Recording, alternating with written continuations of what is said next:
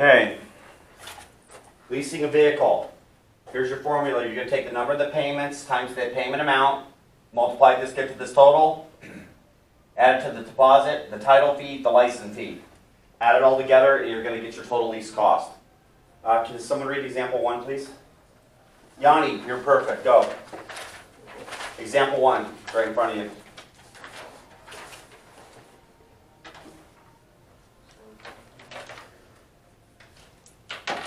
Underneath the tab. Edwin Regan, I don't know if that's right. This is a pickup truck to use his lawn care business.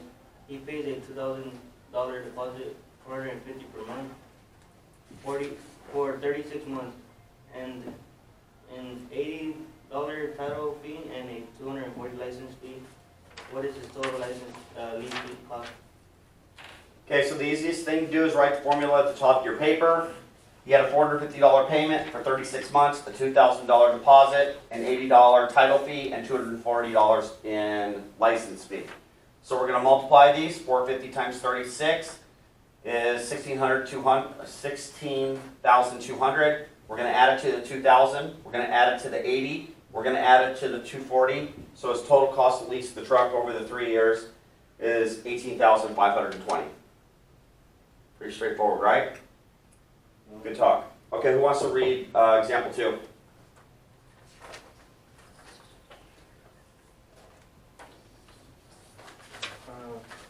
William is leasing a merchandise inside 4-door sports sedan.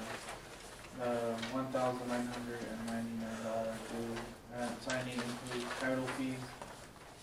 His monthly lease payment is $169 plus 6% sales tax. The leasing company allows 10,500 miles per year with a 15 cent per mile overcharge if the total lease is $6,298.36. Okay, there's. Go ahead. How many months does? Okay, it's not asking for miles. It's not telling us miles. None of that information is relevant.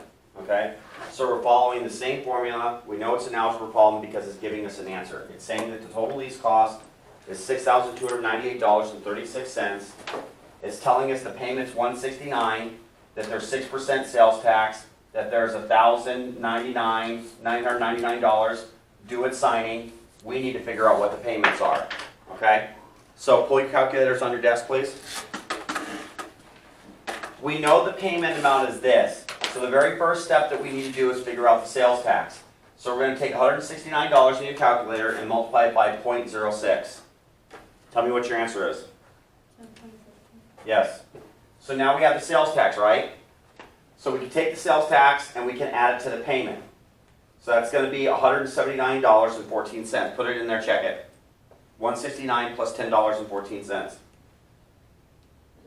Okay. Now that we know the payment amount, if we knew how many payments there were, we can multiply it and add to the fees. Okay, we don't, so we have to solve this algebraically.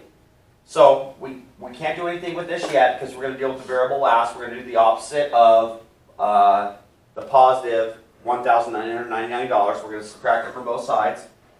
So we're going to take $6,298.38, subtract it from $1,999, and we're going to get $4,299.36. Put this in your calculators, please.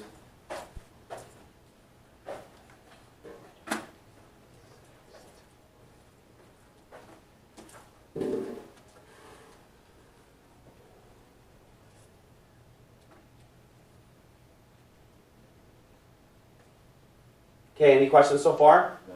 Okay, what that leaves, it leaves this number and this. This is just like an algebra problem where we have 3x equals 9. How do we solve this? It's 3 multiplied by x. What's the inverse operation? Yes, divide by 3, x equals 3. So we're going to use this to solve this. This is $179.14 times n. We don't know what n is.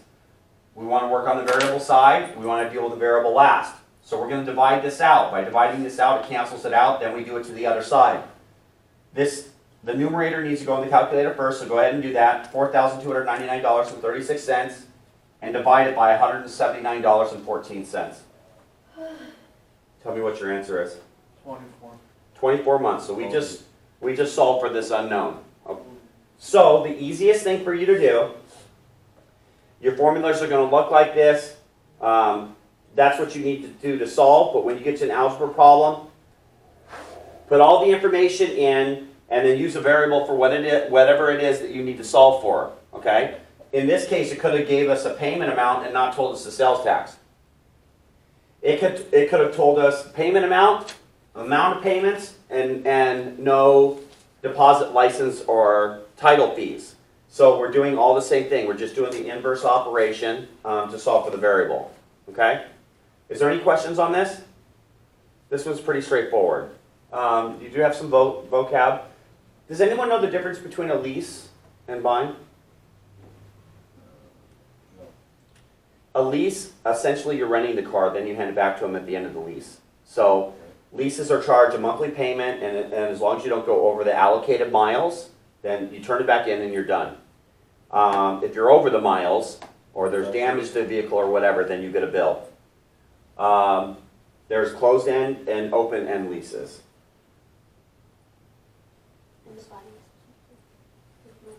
No, typically leasing is cheaper because they're depreciating the vehicle, so they're counting that in there. So when you compare apples to apples, leasing a vehicle monthly cost-wise is cheaper.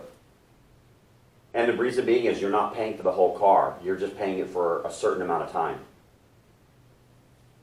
Okay, learned something new today. Excellent. Okay, you guys want to get through 11 today and then finishing up tomorrow.